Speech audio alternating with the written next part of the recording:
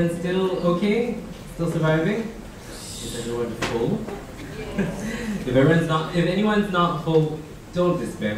We have more food, more Indian rojak from our wonderful guest, Mr. Abdhus Salam, who brought his family's Indian rojak for us to sample. So if you haven't had any, there's some over there and there's some outside as well.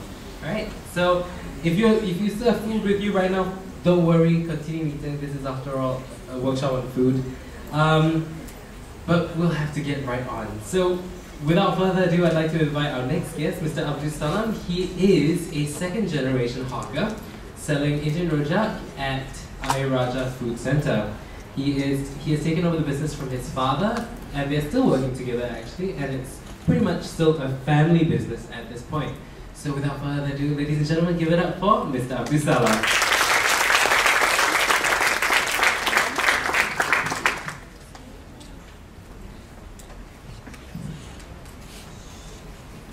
Okay.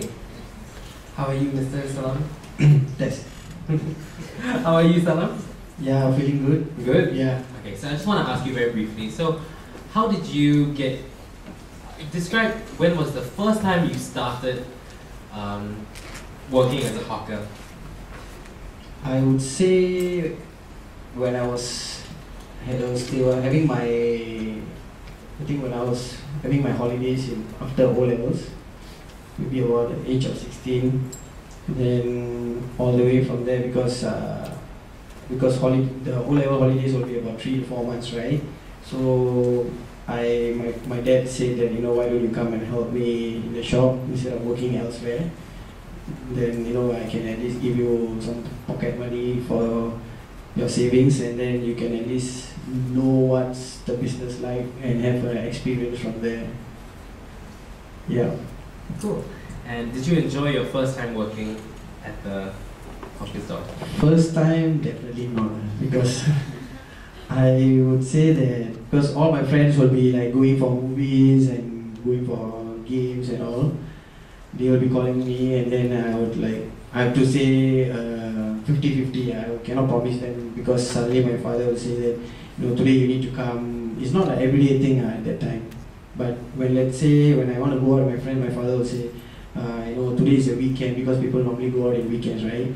So he will say, this weekend I won't be able to come with my friends actually. So it's like a bit, I find that I'm like being cornered, like, wait, what is this, man? Like, no life like that. Yeah. That's it. Then when was the time when you started feeling like, actually no, I starting to enjoy being a hawker? When was that period? After when I was studying doing my diploma, because at that age, everyone will have the mature thinking where, in future, what are you going to do? What is your future plans going to be? You want to do business or you want to do something related to your course? So I realized that doing this is also, you can be successful because you feel good and happy to cook for people. Now you have a degree in electronic engineering, correct? Yeah. And you worked for about 2 years, correct? Yes. What were you doing before becoming a hawker? I was working as an assistant engineer in a semiconductor industry, and the job scope is basically pretty like every day almost the same thing. Just check with gas panels whether any fault in there, and build gas panels for microchips. Then why did you decide to leave your job to be a hawker? Actually, I realized that my father needed my support because I'm the eldest son in the family.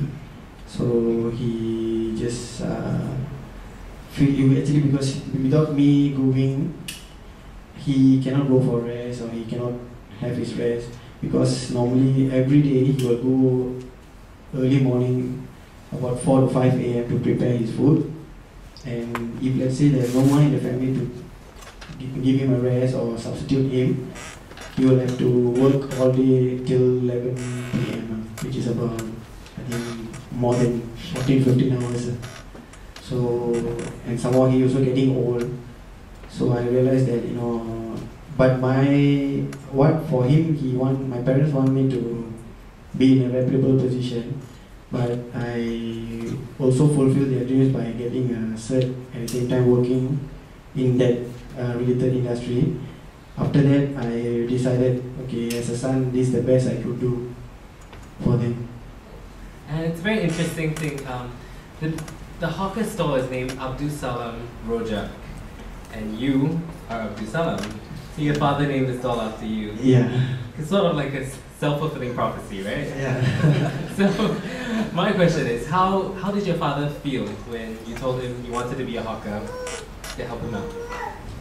First, he was actually happy. At the same time, he was like confused. He said, "Are you sure you are making the right decision? Because you studied so much, at the same time you want to come into this line. Will you be comfortable, or will you be happy? Will you be satisfied?" I told him that, as a son, I also can expand your business, and that's the best I could do. Because he always liked to put this Yakun Kanados as an example. Because actually the history is his father also started, and then the son took over, and now he franchised so many outlets island-wide, right? So he also has a feeling that one day my son also will do this for me. Yeah. Cool. And the next part of my question is, so what grand plans do you have for your hawker store? I remember you telling me about your empire you were thinking of building. Yeah, actually in future, if I'm able to expand, definitely I'll expand into a restaurant level, one level higher than the hawker centers, and also to serve different types of food, not only Indian Rojak, but all halal foods. So people will have a taste of a variety to choose, not only Indian Rojak. So that's my next plan. Cool. Now, how old are you? 26? Yeah, 26. 26. Now my question is, for a lot of our guests here who are in their 20s, 30s or early 40s, relatively young, how do you feel your young age has affected the way you do business or helped the way you do business? I would say help means, I would say, because being a youngster, you got the energy to run around and explore things. What are the sources and means to do business in the food industry? And for affection wise, I would say, like being a teenager, that time, as I said, that you won't have life, as in like you cannot go for any functions or weddings or birthday parties unless you really have someone to substitute your position, which is totally impossible nowadays, because to get a helper in the shop is getting harder and harder as the rules are getting stricter and stricter. Okay, and so that's it. How do you try to maintain a balance, a work-life balance? Because you have a wife and a beautiful baby, right? Yeah. Balance, I would say, for me, I only can spend time during the night with my wife and my family, because the whole day I'll be in the shop. Yeah, so unless if my father, because now every week once he will close the shop, and that's where we go for family bonding outing. Yeah. Okay. And how do you feel being a second generation hawker is different from, say, being a first generation hawker like the ramen brothers starting out on their own? How do you feel being a second generation hawker is different? Second generation hawker, I just feel that at this age, if I can start up, I can really do a lot of things, I explore a lot of things, because this is a young age and this is the right age to really go for it and be on the ball. Alright. Yeah. Do you have any advice for our hawkerpreneurs in the audience today? What I would say is, or I feel that if, let's say, the parents are doing business or food business or any other business, the children or being the elders in the family, or the best they could do is to also support their parents and take a certain initiative role to expand it. Alright. Now we move on to questions from the floor. Does anyone have questions for Mr. Abdhus? Salam?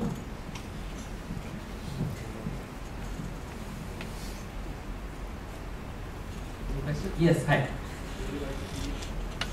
What do you like What to do I eat? like to eat? All halal foods, bro.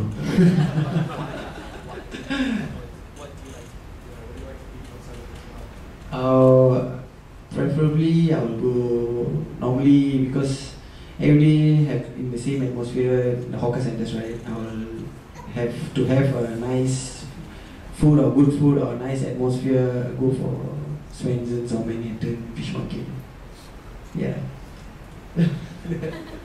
Okay, anyone else? Hi, yes.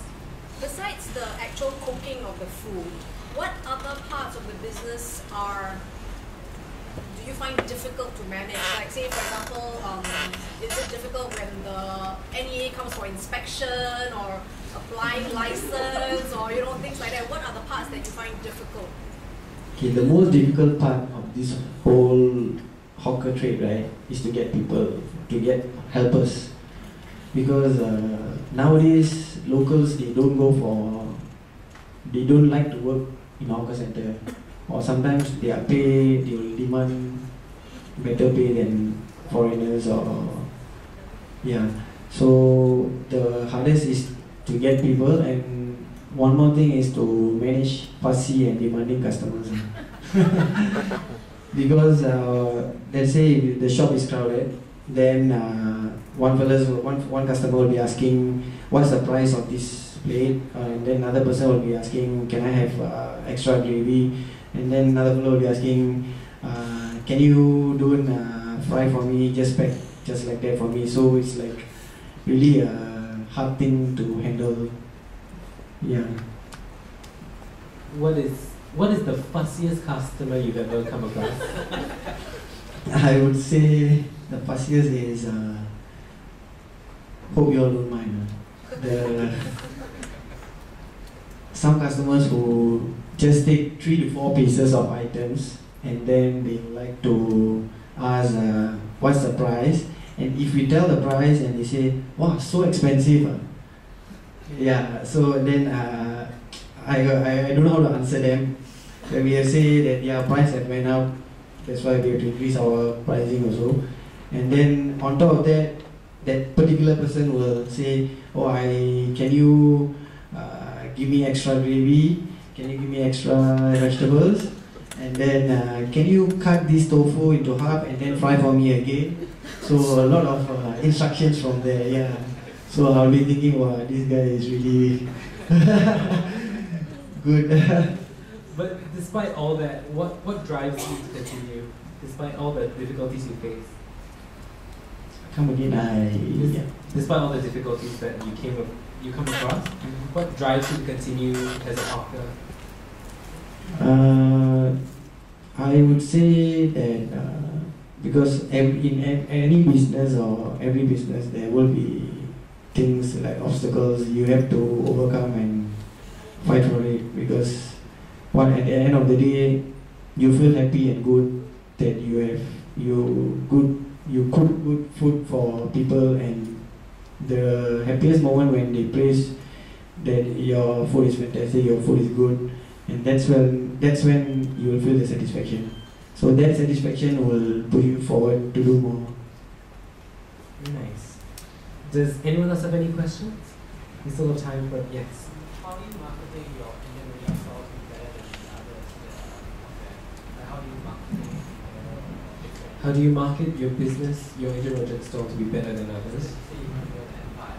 So Yeah. how are you going to You mean in future, is it? right now, what are you doing to make your Salam Indian rojak stall stand out? Oh, what I'm doing now, actually, the important part of this food is the gravy. your gravy, if it's everything is well balanced and tasty, right, automatically your shop will stand out. So actually the items is not so important, only the gravy. So yeah, sometimes because some of the items in Indian Rojak is actually ready-made items that you can get in NTUC or supermarkets like fish balls and sausages, right? So, but the important part is the gravy where people will feel the sharpness when they eat together. Yeah, the food do the talk. Yeah. And also, I think this speaks about how we found him in the first place, was the fact that you focus on food quality, which attracts food bloggers, which, like the Ramen brothers were saying, is one of the big reasons that they get a lot of publicity and marketing. It's through word of mouth. Yeah. Would you say that's correct? Yeah, correct. Any other questions? Yes. Hi. Hi, as a hawker, I'm sure you have some positive and some negative experiences. So will you actually encourage your child to be a hawker, the third generation, and why? For me, I would actually try to explain the importance and the heritage, family heritage. If he feels comfortable and he has the passion for it, then I will let him continue. But if he want to do something else, then I cannot force him, right? So it's just I'll leave it up to him whether he like it or he don't like it. Hi, yes. Is it easier as a second generation hawker comparing to starting as a new hawker? Do you have a bit more consistency in your income? Do you feel that it's more established? It's easier to continue the business as a second generation? I would say being the second generation, if you got the skills and if you got the experience from your first generation, it's not going to be a problem. Because sometimes when being the first generation, certain things when a person asks, sometimes because of the language or anything, they won't be able to understand or explain to that customer. So being a second generation, if you know and if you have the experience, you also can do a double role by explaining to the customer and also giving him the good food that the first generation prepared. Okay. And also, because a little bit about his father's stall is actually from another place. Previously, where was it? Abdhus Salam Rojak. Where was it previously? Previously he was actually working in Shenton Way as a helper in the shop. But from there he he studied the skill through his friend, and from there he upgraded and mastered it. Yeah. And also the reputation built up from a lot of the hawkers in Shenton Way kind of transferred over because a lot of them moved to Ayer Rajah Food Centre as well, right? Correct. So that helps being a second generation hawker. Anyone else? I think we have time for 2 more questions. 2 more questions? 1 more question. Alright, I think in closing, do you have any words of advice for our aspiring budding hawkerpreneurs? Closing words of advice? Word of advice, I would say that actually, as I told earlier, if the next generation people can continue the heritage, it would be good and useful for Singapore, because the heritage is very important and one of the important things for locals or local delights, so that this will be an ongoing thing where it will never end. So the future generation, if they can consider taking up the skill or taking up the father's business, is the best thing they can do. Thank you. Thank you very much. And round of applause for Mr. Salam.